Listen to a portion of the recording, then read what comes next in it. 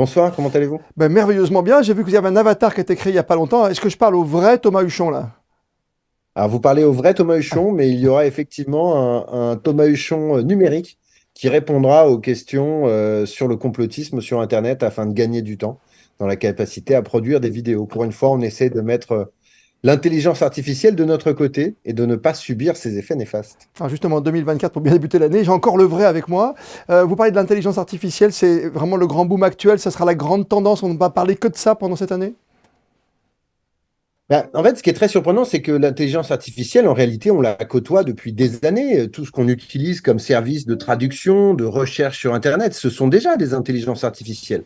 Là, ce qui a changé, c'est que on a vu des ordinateurs qui étaient capables de créer des choses un peu de toutes pièces. Et c'est là que la problématique nous a beaucoup heurté. Est-ce qu'on va ne parler que de cela cette année? J'espère pas. Mm. Mais en tout cas, c'est sûr que l'intelligence artificielle va jouer un rôle de perturbateur dans tout un tas de domaines, l'économie, bien entendu, la politique, les médias. Et comme il y a 3 milliards de personnes qui vont voter cette année aux États-Unis, en Inde, En Europe? en Europe, eh bien, ça risque d'avoir un impact et il va falloir surveiller tout ça de très près. On surveille de très près l'évolution de l'intelligence artificielle. Il y a aussi ce chat GPT qui, à chaque année, à chaque saison, se développe également. Effectivement, je crois que c'est quelque chose qu'on a beaucoup de mal à comprendre, c'est la vitesse à laquelle les choses se passent. Ouais. Grosso modo, on n'est plus sur des additions, on n'est plus sur des multiplications, on est sur des facteurs exponentiels. Ça veut dire que quand on voit un chat GPT qui arrive, eh bien le suivant, il n'est pas meilleur en addition ni en multiplication, il est meilleur parce que, eh bien, il se multiplie lui-même hein, dans ses capacités à créer, à comprendre les choses autour de lui. Mais faut pas se tromper non plus, hein. Derrière les intelligences artificielles, il y a aussi des êtres humains qui Oui. les conçoivent et donc qui les influencent. Et puis, il y a aussi les intelligences artificielles, elles vont chercher ce que nous, les humains, nous avons fabriqué depuis des années.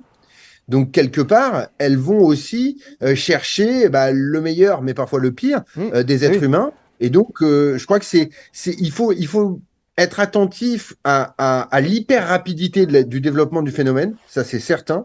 Et en même temps, il ne faut pas perdre de vue le fait que on a encore la possibilité de garder le contrôle à condition de vouloir l'exercer. Se méfier. Il y a toujours cette grande définition, disons par exemple que les grands médias sont à la solde peut-être de certains partis ou de tendances et que tout ce qui est réseaux sociaux, c'est souvent du fake news, c'est du grand n'importe quoi. Est-ce qu'on en est encore là ou est-ce que maintenant on arrive à faire un peu plus confiance à tout ce monde médiatique?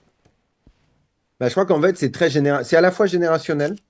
C'est-à-dire que grosso modo, plus vous êtes jeune, moins vous avez tendance à faire confiance aux vieux médias, entre Oui. guillemets, et donc à vous tourner vers des sources numériques. Et grosso modo, les plus âgés, eh bien, ils ont un peu moins d'expertise technologique et donc ils vont plutôt essayer de se reposer un peu sur leur base.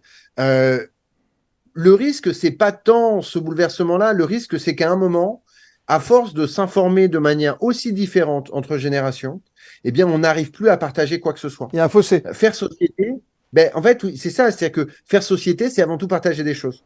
Je crois qu'il faut bien comprendre que l'avantage qu'avaient les vieux médias par rapport Mm. aux nouveaux médias, c'est qu'ils permettaient à chacun de disposer de la même chose.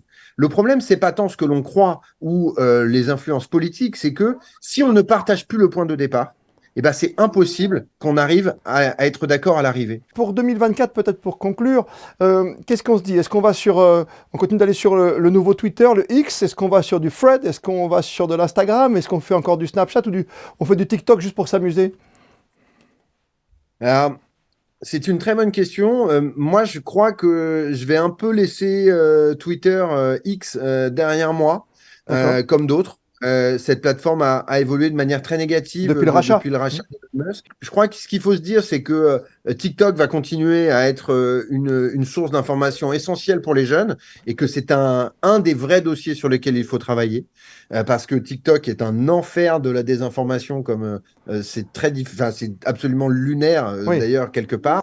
Moi, ce que je crains, en réalité, c'est Mhm. plutôt ce que nous ne voyons pas. Vous savez, on dit souvent que la désinformation ou les problèmes technologiques, ce sont des icebergs. Hein. Il y a ce que l'on voit, il y a ce que l'on ne voit pas. Moi, j'ai fait partie de ceux qui ont beaucoup enquêté sur l'affaire Cambridge Analytica, qui avait permis à Trump de manipuler l'Amérique en 2016. Ouais, mais le problème, c'est qu'on l'a découvert en 2017 ou en 2018. Hein, et donc, il était déjà président. Donc, moi, ma crainte, C'est en c'est d'avance. la nouvelle méthode de manipulation numérique, de manipulation de l'information, les ingérences étrangères. Qu'est-ce qui va se passer durant cette année? Qu'est-ce qu'on va être capable de voir et qu'est-ce qu'il va nous être invisible? N'oublions pas ce que disait Saint-Exupéry. L'essentiel, c'est ce qui est invisible à l'œil. Prenez le temps de la réflexion. C'est très important aujourd'hui en 2024. Merci Thomas Huchon d'avoir pris du temps pour nous ce soir sur Merci à Monaco vous. Info. Merci à vous. À très bientôt.